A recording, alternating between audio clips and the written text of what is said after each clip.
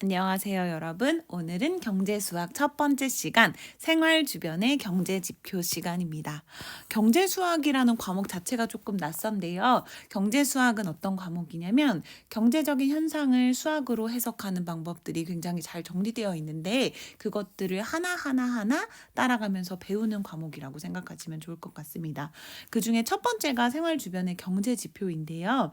여러분이 쉽게 해석할 수 있도록 선생님도 찬찬히 설명해 볼 테니 너무 걱정하지 말고 따라오셔도 좋을 것 같습니다. 경제 지표에는 어떤 것들이 있을까? 그리고 생각 열기가 되어 있는데요. 우리나라 소비자 물가 지수의 변화를 나타낸 거래요.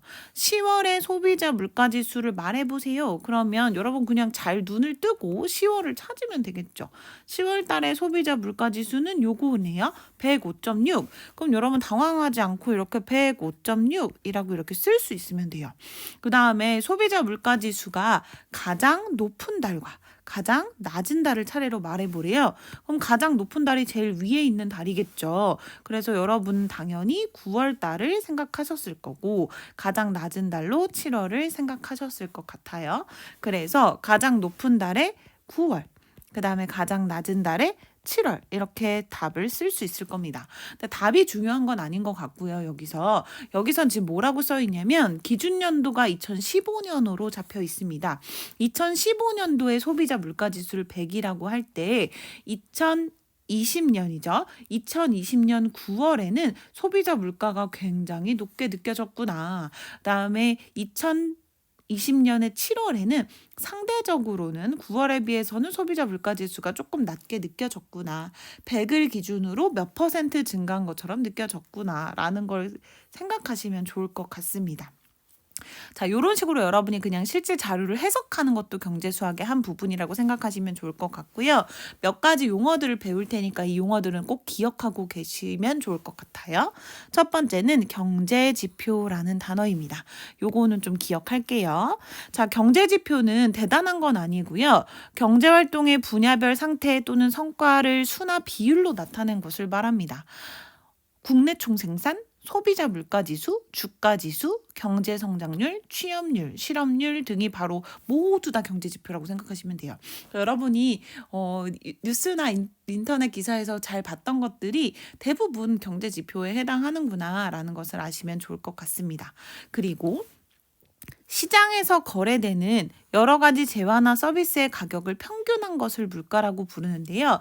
밑에 다시 설명해 드리겠지만 물가는 그냥 평균은 아니고요. 조금 다른 방식의 평균을 사용합니다. 물가 지수는 무엇을 말하냐면요. 기준 시점의 물가 대비 비교 시점의 물가에 대한 백분율. 말이 좀 어렵죠. 그러니까 기준 시점의 물가 대비니까 기준 시점의 물가가 기준이에요. 항상 기준이 되는 거는 우리 분수로 만약에 나타낸다고 했을 때 분자에 써요, 분모에 써요? 맞아요. 분모에 쓰시면 됩니다. 그래서 기준 시점의 물가를 분모에 쓰시고 우리가 비교하고 싶은 시점의 물가를 분자에 쓰시고 곱하기 100을 해서 백분율로 만들면 그것을 물가지수라고 부른다라는 걸 기억하시면 좋을 것 같아요. 이거는 기준 시점의 물가를 100이라고 생각할 때 비교 시점의 물가에 대한 백분율을 의미한다고 생각하시면 좋을 것 같습니다. 이런 물가지수를 산출할 때는요. 주요 상품의 가중치를 적용합니다. 예를 들어 여러분 아이스크림 가격이 오르는 거랑 전기세가 오르는 건 우리에게 같은 강도일까요? 다른 강도일까요? 전혀 다르겠죠. 쌀값이 오르는 거랑 아니면은 뭐 초코맛 과자 하나가 가격이 오르는 건 전혀 다른 강도로 우리 삶에 영향을 미칠 거예요. 그래서 일상생활에서 사람들이 조금 더 많이 쓰고 필수 재료다. 이거는 필수 소비재다라고 생각되는 것들에 나라에서는 가중치를 부여해서 물가를 계산하고 있고요. 그래서 예를 들어 만약에 수도 요금의 가중치가 통신 요금 가중치의 3배라고 할 때 물은 굉장히 중요하니까요. 수도 요금과 통신 요금이 동일하게 10% 상승했다면 물가 지수에 미치는 영향력은 수도 요금이 통신 요금보다 3배 더 크다. 그러니까 가중치가 높은 만큼 영향력도 크게 물가에 반영된다라고 생각하시면 좋을 것 같아요. 근데 반대로 그래서 수도요금이나 뭐 전기세 같은 쌀 가격 뭐 이런 것들이 있죠. 필수적인 가격들이 조금 안정되어 있을 때는요. 우리가 평소에 사 먹는 아이스크림, 뭐 라면, 뭐 커피 이런 것들의 가격이 막 오른다고 하더라도 물가지수로 봐서는 그렇게 오르지 않은 것처럼 표현되기도 해요. 그래서 내가 체감하는 물가랑 나라에서 발표하는 물가지수의 변동폭이 좀 다르게 느껴질 때는 내가 지금 소비하고 있는 상품이 필수제인가를 좀 생각해 보실 필요가 있습니다. 자, 그리고요. 계속 한번 가볼게요. 소비자 물가지수는요, 소비자가 생활하기 위해 구입하는 재화 또는 서비스의 가격 동향을 보여줍니다. 예를 들어 2015년을 기준연도로 잡았을 때 2020년의 소비자 물가지수가 110이면 소비자 물가는 2015년에 비해 10% 상승했다는 의미래요. 그러니까 15년 기준연도로 하고 20년을 구했어요, 여러분이. 110이면 15년에 비해 10% 상승했다는 뜻이구나 라는 걸 일단 알고 계셔야 합니다. 그 다음 두 번째, 주가지수에 대해서 잠깐 이야기를 해볼게요. 주가지수는 주식 시세 현황을 종합적으로 나타낸 지표라고 할 수 있고요. 주가지수 안에 들어가는 게 우리가 잘 알고 있는 코스피 지수, 코스닥 지수 이런 것들이 다 주가 지수에 포함된다고 이야기를 하고 있고요. 그리고 일반적으로 우리가 종합 주가 지수라고 만약에 말을 하면 그건 대부분 코스피 지수를 말하는 말이구나라는 걸 알고 계시면 좋을 것 같습니다. 그래서요, 그 종합주가지수인 코스피 지수는 어떤 특징이 있냐면요. 기준 시점인 1980년 1월 4일에 시가총액을 100이라고 하고 비교 시점의 시가총액의 백분율로 나타내요.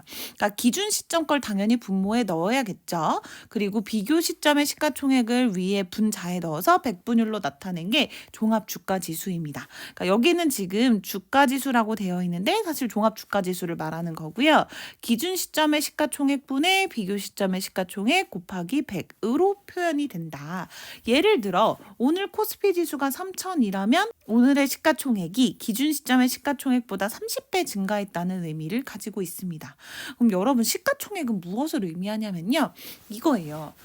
여러분 여러 가지 주식이 있는 거 아시죠? 뭐 삼성전자도 있고 네이버도 있고 카카오도 있고 굉장히 다양한 우리나라 국내 주식들이 있을 거예요. 그런 주식들 있잖아요. 그런 주식들의 총 개수. 그러니까 예를 들어 삼성전자의 전체 수량, 전체 몇 주인지 그거랑 삼성전자의 가격 있을 거 아니에요? 가격, 주가? 그 두 개를 곱한 게 삼성전자의 시가총액인 거예요. 현재 기준으로. 무슨 말인지 이해하셨죠? 그런 식으로 모든 그 기업들의 주식의 개수와 가격을 싹 다 곱해가지고 싹 다 더한 게 그 시점의 시가총액이라고 생각하시면 돼요. 당연히요, 여러분. 그 주식의 개수를 많이 가지고 있는 이렇게 막 분산 증자 같은 거 막 하는 경우 들어보신 적 있죠? 주식 개수를 막 늘리고 굉장히 회사가 잘 나가고 있는 기업의 영향력이 당연히 지수에서 커다랗게 영향력을 차지하겠죠. 왜냐면 개수도 많을 거고 가격도 어느 정도 형성되어 있을 거잖아요. 그래서 여러분은 이 시가총액의 개념이 그런 거다라는 걸 알고 계시면 좋을 것 같아요. 주식시장에 상장되어 있는 모든 주식을 시가로 평가한 금액, 계산하는 방법은 주식의 개수 곱하기 그 주식의 가격을 싹 다 더한 거라고 생각하시면 됩니다. 그리고요. 당연히 우리나라 주가지수 산출 방식은 시가총액을 기준으로 하기 때문에 시가총액이 높은 종목이 상승할 때 주가지수가 상승하고 하락할 때 주가지수가 하락하는 경향을 보여요. 이건 뭐 너무 당연한 거죠. 그러면 실제 문제를 한번 해결해 볼게요. 2014년부터 2019년까지 매년 마지막 거래일의 코스피 지수를 매년 마지막 거래일이면 매년 마지막 날이겠죠? 네, 매년 마지막 거래일의 코스피 지수를 소수점 아래에서 버림해서 나타냈대요. 그랬더니 코스피 지수가 이렇게 변하고 있어요. 자, 코스피 지수가 가장 높았던 연도와 가장 낮았던 연도를 차례대로 말해보래요. 자, 이거는 그냥 눈만 뜨고 있으면 할 수 있는 거죠? 가장 높았던 연도 언제입니까? 맞아요. 2017년이네요. 가장 낮았던 연도는 2014년이네요. 여기 이렇게 쓰면 돼요. 2017년, 2014년. 어렵지 않죠? 자, 근데 표에 제시된 연도의 시가총액은 기준 시점의 시가총액보다 몇 배 증가했는지 소수점 아래 둘째 자리까지 나타내시오라고 돼 있죠. 봐봐요. 예를 들어 2014년이라고 치면요. 지금 이 코스피 지수가 1915라는 건 어떤 뜻이냐면 우리 기준이 되는 날짜가 1980년 1월 4일이라고 했죠. 선생님이 왜 이 날짜가 기준인지 궁금해서 좀 찾아봤거든요. 그랬더니 뭐라고 나오냐면 우리나라가 막 경제 성장을 급격하게 하다가 80년도부터는 약간 안정화된 성장을 하기 시작했대요. 그래서 그 안정되기 시작한 날짜를 기준일로 정하기로 약속을 했다고 하더라고요. 어쨌든 이 기준 시점을 100이라고 한 거잖아요. 그거 대비해서 지금은 1915라는 건 몇 배 상승한 거예요? 맞아요. 19.15배 상승했구나라고 생각하시면 됩니다.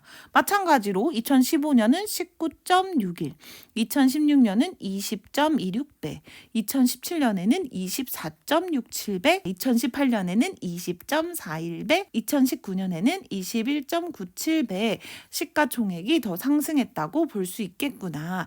그래서 이거 여러분 이렇게 표로 나타낸 게 여기 교과서에도 이렇게 잘 나와 있습니다. 근데 이거 뭐 어렵지 않죠? 소수점 2개씩 들어간 거잖아요. 그래서 여러분도 이거 왜 이렇게 나왔는지를 한번 확인해 두시면 될 것 같아요.